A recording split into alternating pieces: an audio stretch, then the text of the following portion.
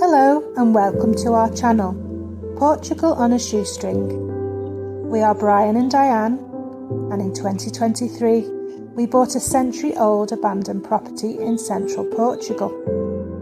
Please join us as we begin our adventures, gaining new knowledge and skills along the way, as we renovate our house and manage our land, and all on a shoestring budget. If you enjoy our videos, please like, share and subscribe.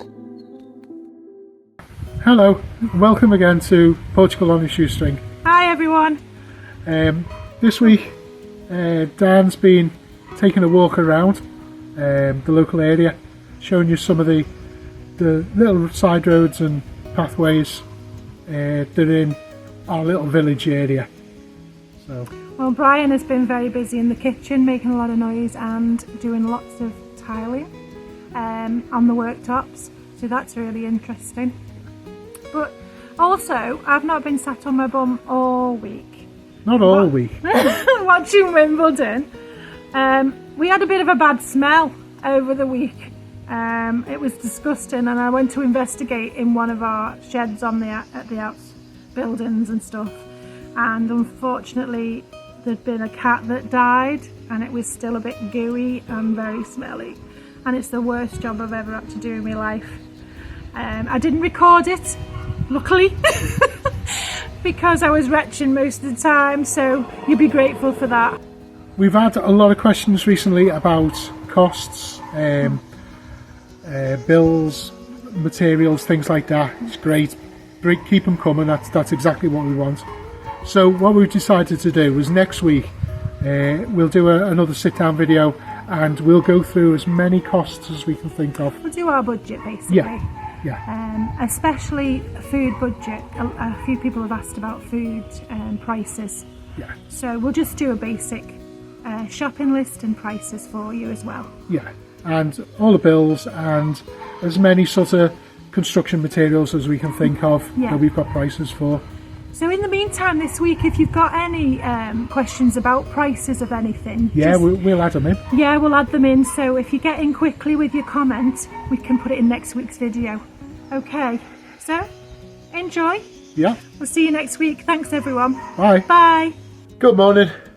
I know you're probably getting a bit tired of tiling, but today we're going to start the worktop.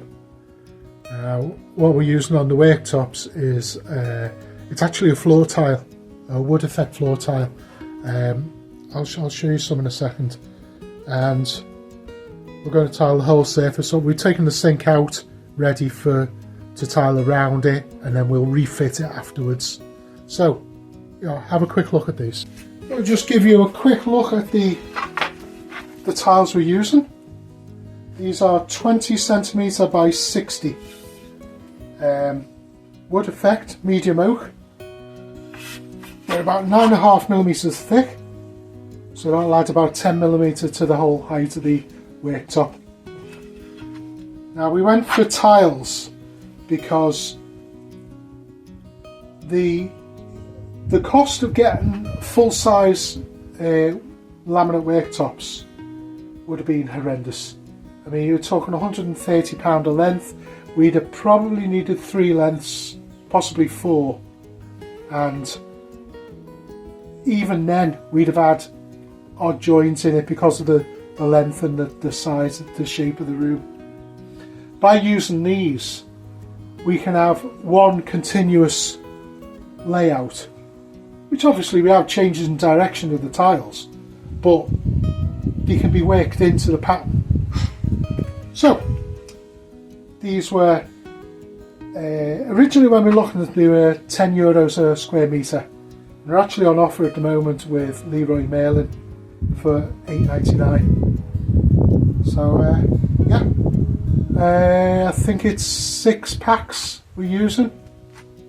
So each pack is a little bit more than a square metre. I think it's about €11.50 for a box. So call it €70 for the tops. The wood for the sub base was 130 €30. So it's coming to around about €200 plus grout plus adhesive, call it €250.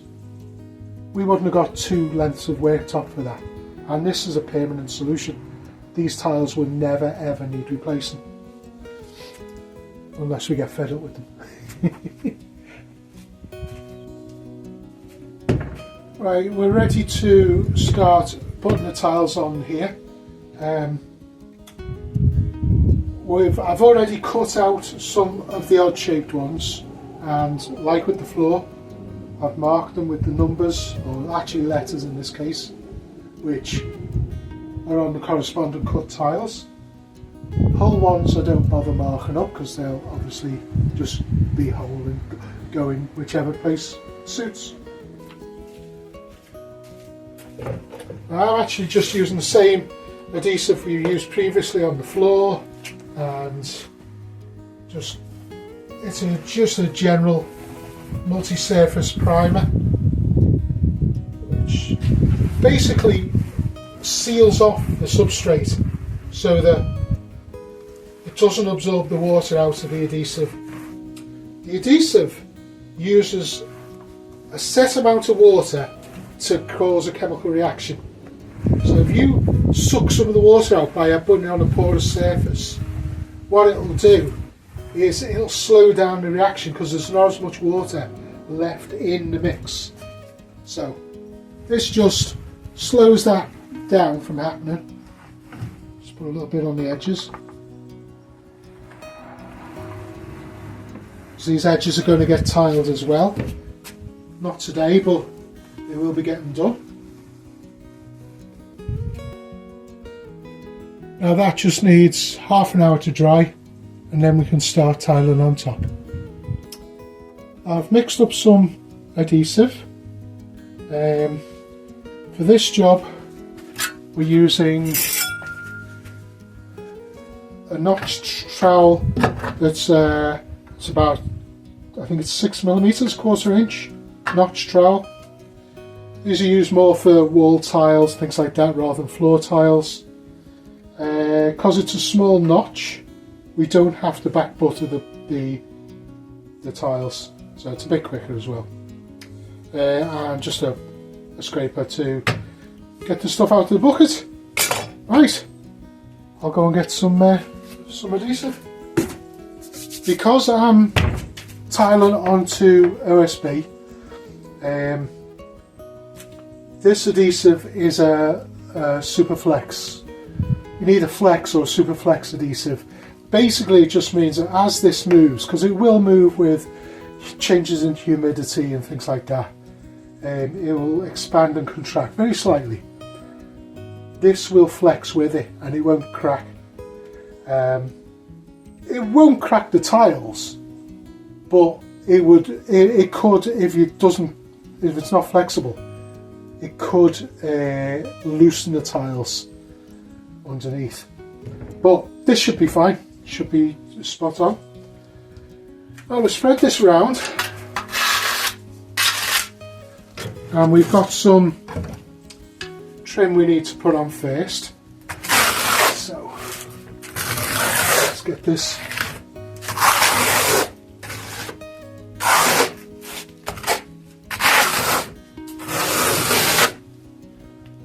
Right, these are our bits of trim. An aluminium trim, box section. There we do. Just lay it into the cement, into the adhesive. I've cut these to the right size to allow for the overlaps and everything. But we may still have to move them around a little bit just to get them lined up once we've got tiles in place. And like I say, just press it into the adhesive. It should grip quite well. And now that's in place,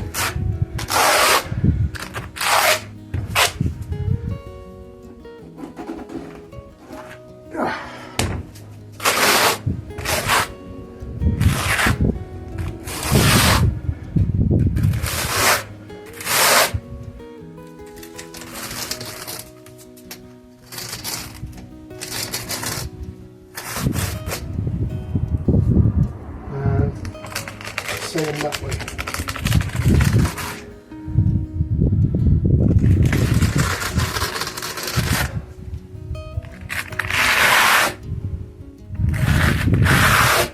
Always finish in one direction if you can. Sometimes it's not possible and you just have to deal with that the best you can.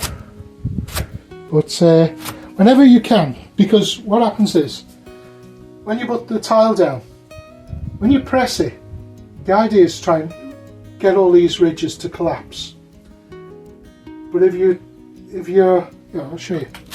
If you've got things going in different directions, the air can't get out, so it gets trapped and you get bubbles underneath, which means you don't get full coverage. So always finish in one direction and then you can start laying tiles. First one goes in there like that.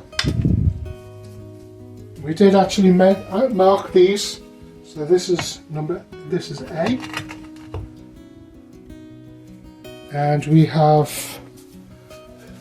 1 millimeter spaces because we want these gaps to be as small as possible. So we've got little 1 millimeter spaces, and when you're using these, don't put them in like that. That's not how they're really supposed to be used.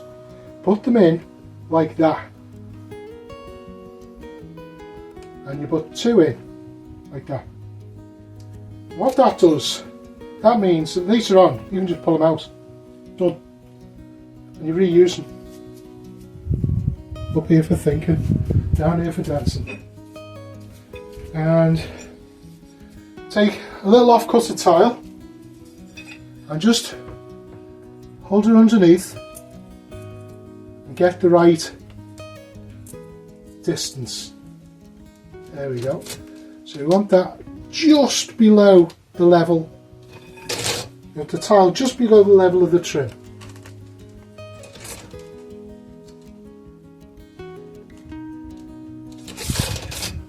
And we'll adjust that as we go along, just making sure that this is nice and flush, or just below flush actually, because you want a little bit of adhesive underneath as well. Once all this is settled in, you've got the first corner done. It's just a quick check after that.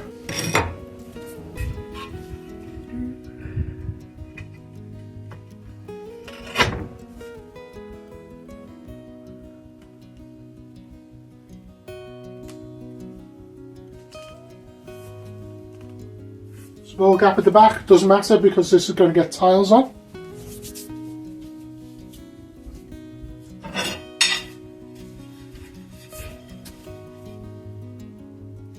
And keep it as clean as you can. You will always get bits. There we go. And again, another 2 spaces here, here. Let's keep everything straight and even. Now, our hob actually comes out to here, so that's as far as we need to go on that bit. All I've got is small pieces for there.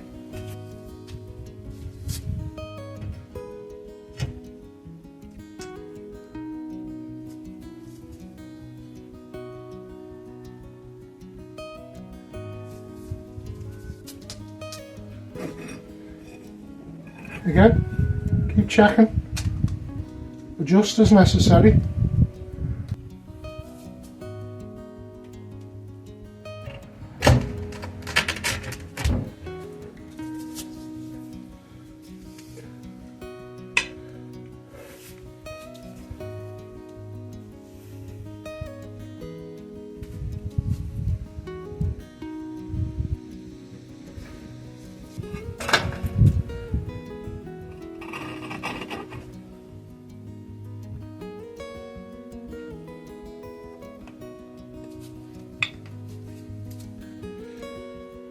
Now this one was a bit of a pain to cut, as you can imagine.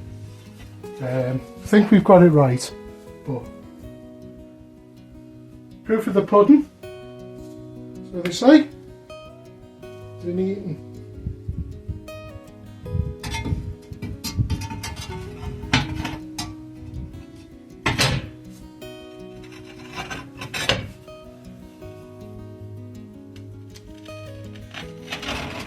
There we go.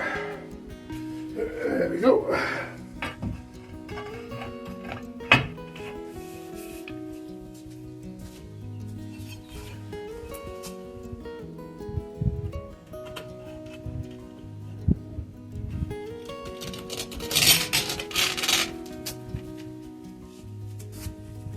Sometimes you need a little bit of extra help. Flat bladed screwdriver. Just gently, and I mean gently, prise them apart. Enough to get your spacer in. There you go. Now when that dries, the spacer will come out. Be tight, but it will come out. Right, before we finish this section, again, bit of scrap tile, just check. It's below the level, all the way along. This is the finished top. As you can see, all nice and neat. It's a little jar of spacers. Well, we're moving along, nearly there. Morning everyone, bon dia. I've decided to get out the house this morning because Brian's making a lot of noise in the kitchen. So I've decided to do a little walk and bring you with me. And I love this little walk, it's just across the road from us. So I hope you like it.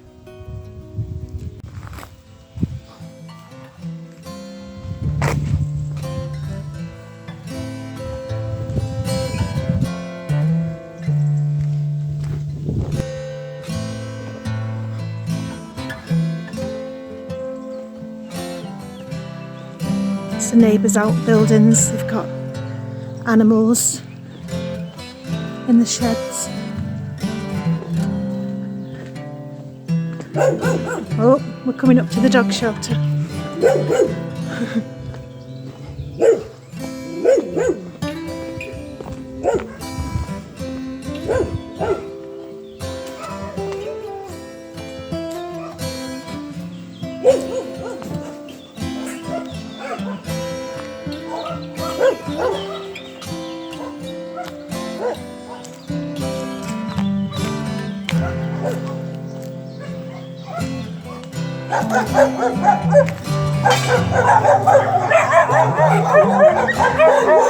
Hi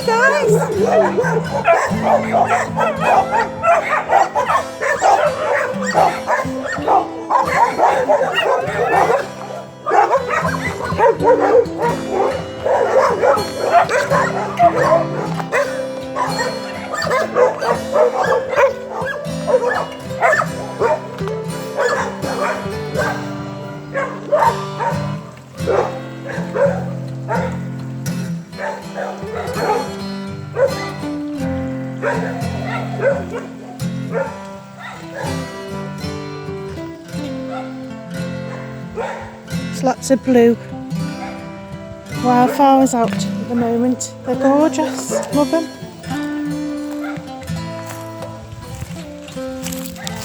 Now I don't know where this goes.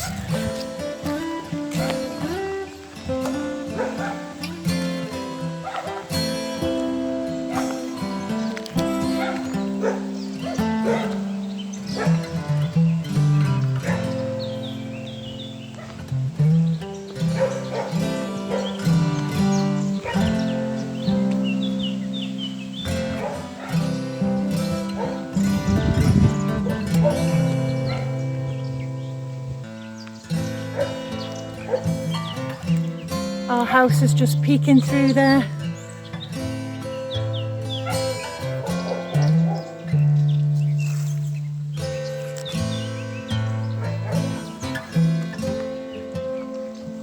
The dogs shut up, we can hear the birdies.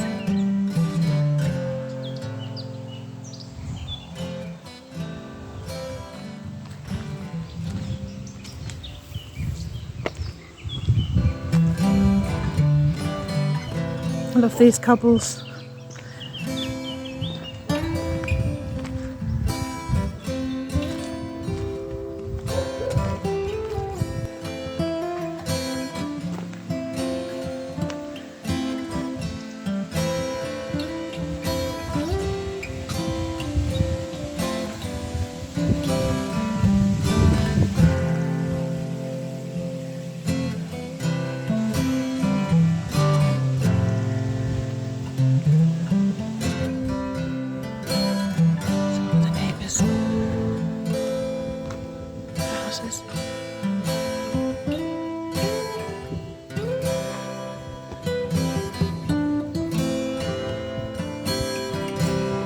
These little roses.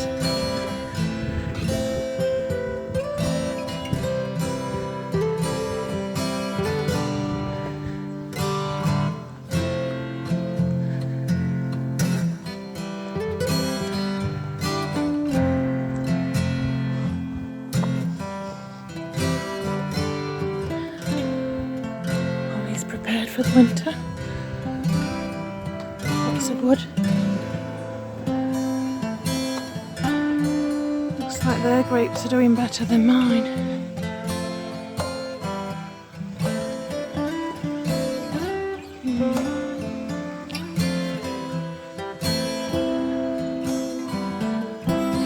Mine are like raisins at the moment. Oh well.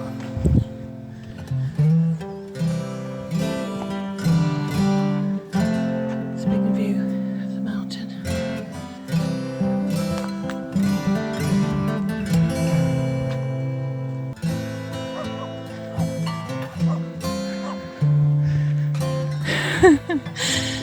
This little dog often greets me when I get up to his house, and then he's dead friendly, and then I give him a stroke and he tries to follow me. Oh, what are these? Oh, these are walnuts. We've got one of these trees. Amazing.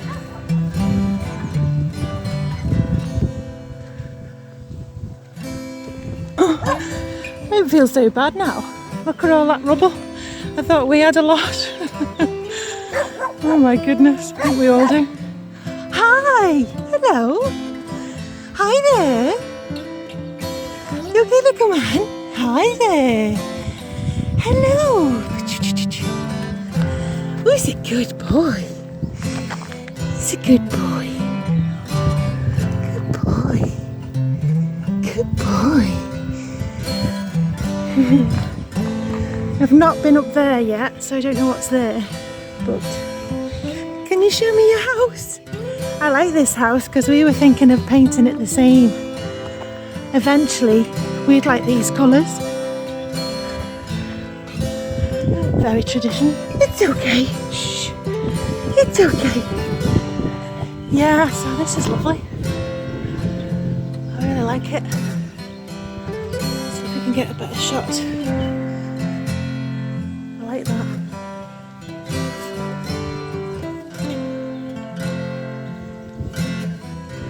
Oh, look at all this. Look at that. This is what I love about this country. It's absolutely stunning.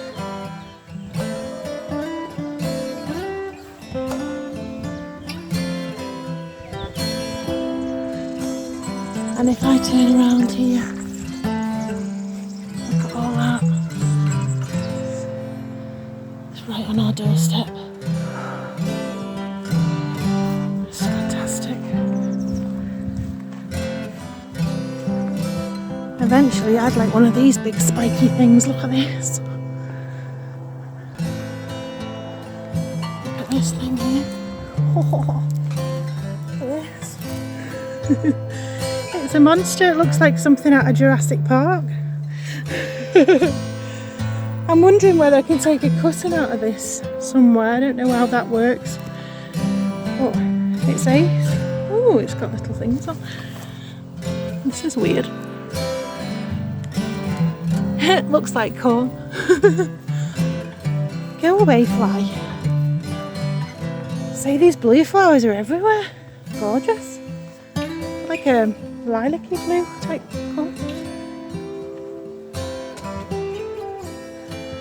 As I say, there's houses dotted around, mostly green and nature, which I love. Oh, makes me so happy. Looks like this neighbour's got an apple tree.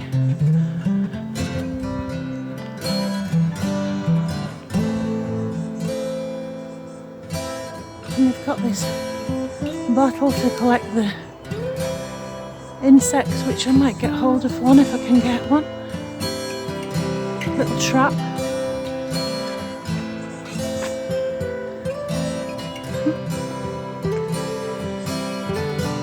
Apples.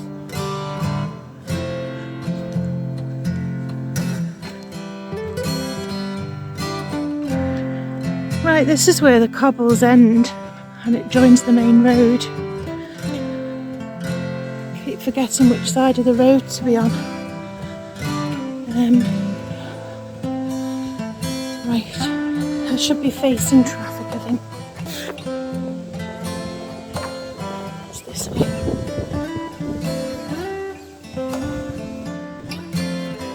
There's lots of little houses, ruins, ready for somebody to renovate. There's lots of them dotted around all over Portugal. I assume because people move into the cities to get work. There's another little one there. I always tell because the roof's in bad condition.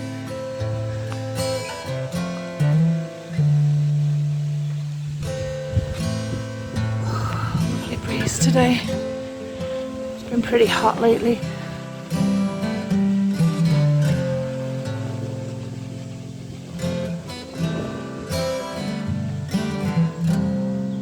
What's in there?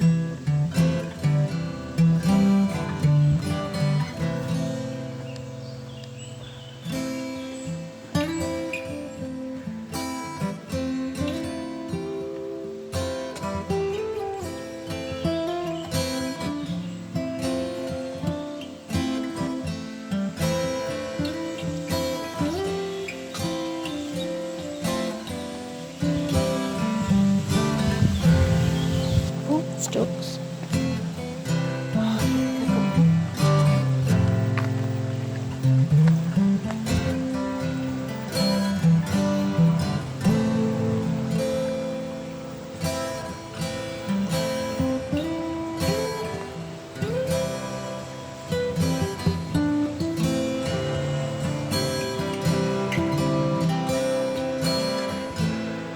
And this joins our road again.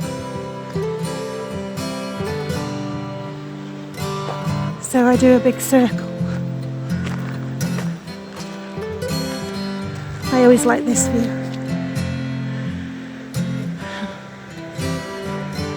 It's really nice.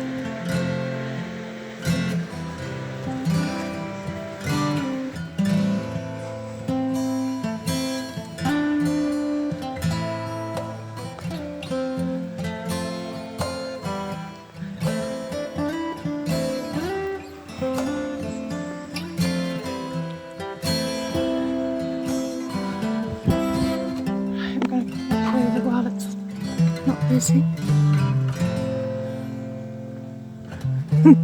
Busy, she says, has been like 2 cars.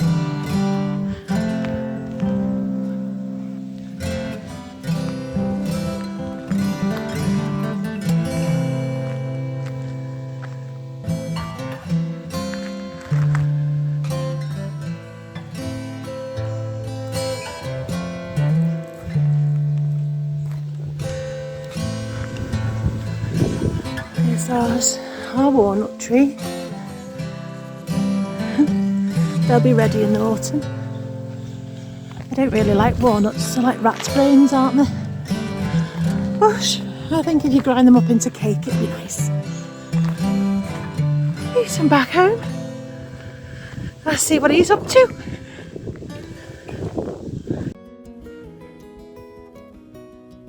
It's now the next day and tiles have all gone off nice and hard, nice and solid. All the trims are solid. Cleaned out all the gaps again. I fitted the sink because I wanted that in and sealed before I grouted. Got some of the equipment for grouting there.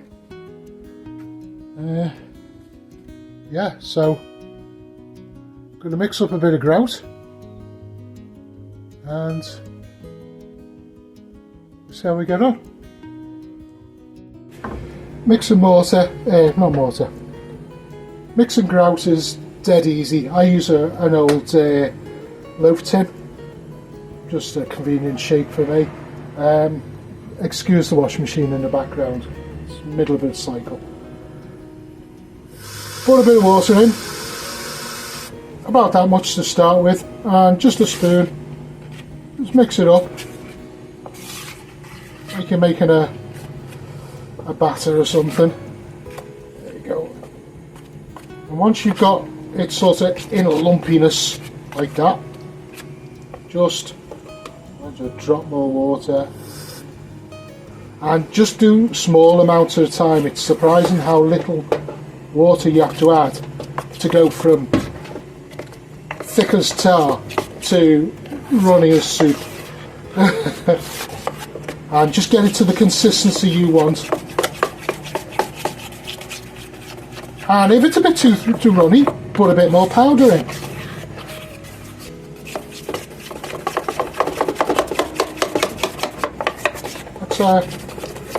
I'd say that was a touch too runny.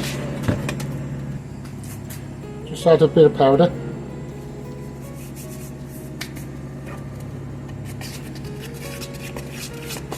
And just keep mixing until you get the consistency you want.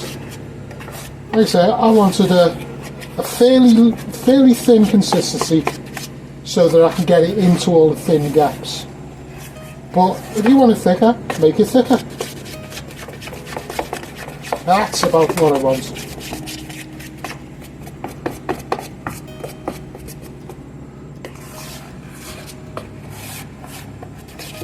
There we go.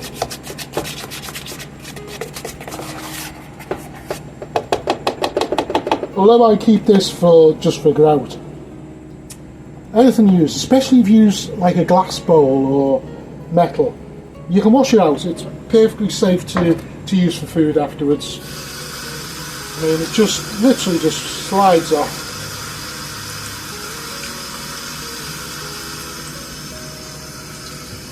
Give that another wash after you've finished. Perfectly safe to use.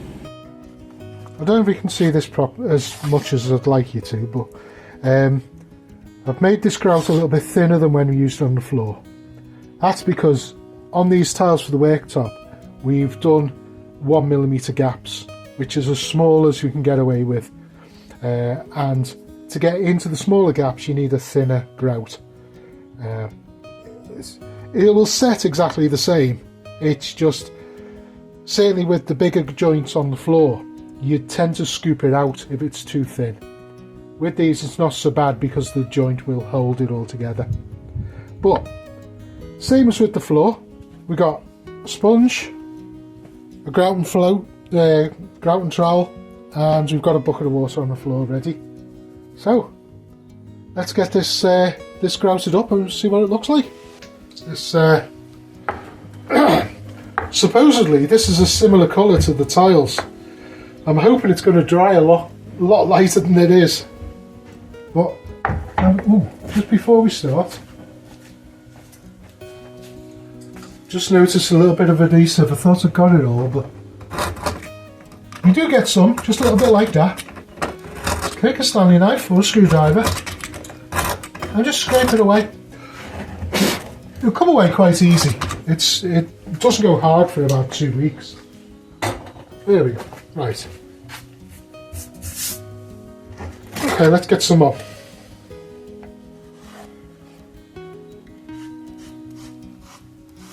Exactly the same procedure as on the floor.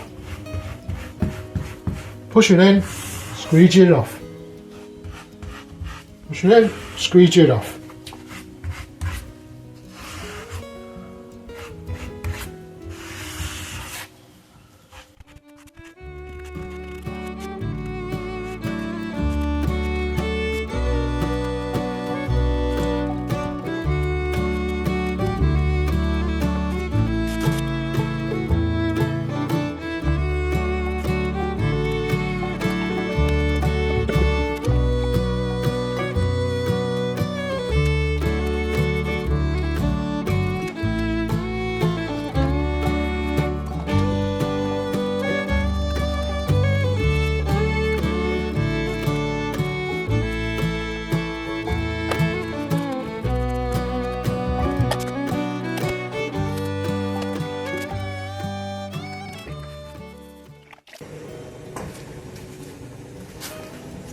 Rod sponge.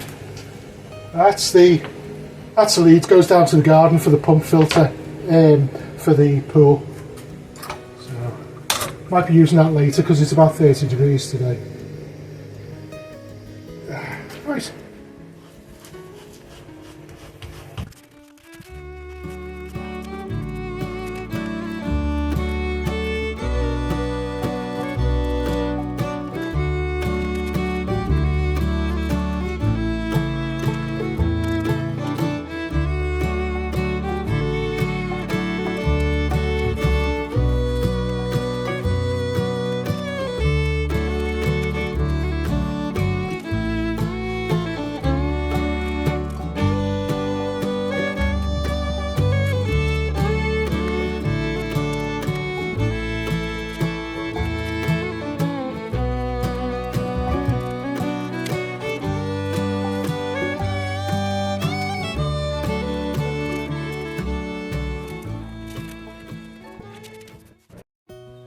After an hour or so, you'll get a haze on your tiles as the grout dries.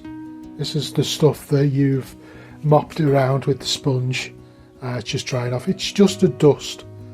The best thing to do with this is take an old towel or a rag. I'm actually using a work t-shirt that sort of go in the wash anyway. So, and you just give it a polish. So, here we go. Let's have a...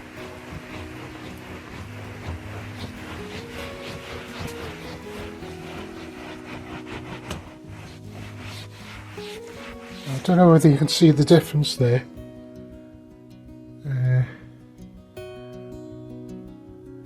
It's not easy to see. So, we've got like a dusty finish on there.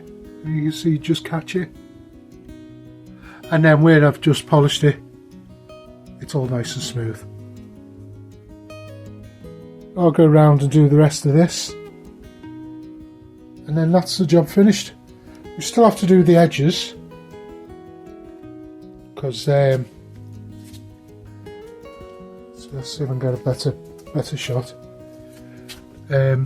These edges, they're going to have a, so it's about 35mm strip of tile going all the way along, and then grouted exactly the same as the top.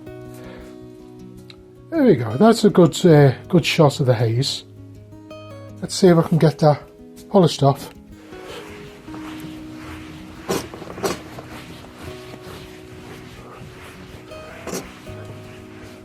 There you go. That shows it better. If you try using water on it, all it'll do is it'll get it off, and then as it dries, it'll just come back again. So you want a dry cloth to polish it off with.